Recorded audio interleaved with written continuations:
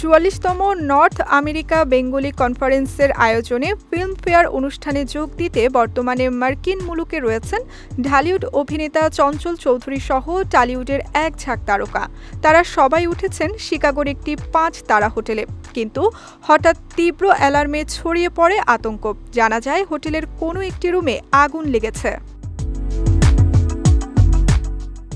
আমেরিকায় তখন ভোর ৫:৩০। কেউ গভীর ঘুমে, কারো সবে ঘুম ভাঙবে। আগুন লাগার খবর পেয়ে শ্রাবন্তী চ্যাটার্জি থেকে চঞ্চল চৌধুরী প্রাণ বাঁচানোর দৌড়ে সামিল সবাই। অধিকাংশ শিল্পী সিঁড়ি ভেঙে ছুটেছেন নিচ তলায়। আমেরিকায় অনুষ্ঠানে অংশ নিতে গিয়ে হোটেলে এভাবেই অগ্নিকাণ্ডের মুখোমুখি হলেন তারকারা।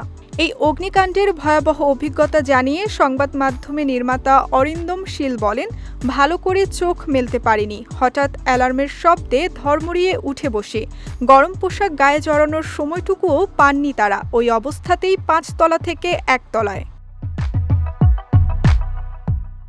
অরিন্দম আরও জানিয়েছেন, সবচেয়ে খারাপ অবস্থা মমতা শঙ্করের। তিনি না পারছেন সিঁড়ি ভাঙতে, না পারছেন কোথাও দাঁড়াতে।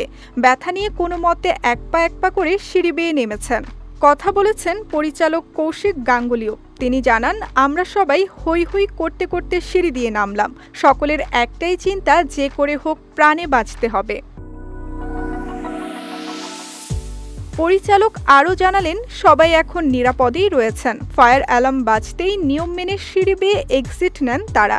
মিনিটের মধ্যেই হাজির দমকল। সঙ্গে সঙ্গেই পরিস্থিতি নিয়ন্ত্রণে আসে। এরপরই সকলকে নিয়ে যাওয়া হয় নিরাপদ স্থানে।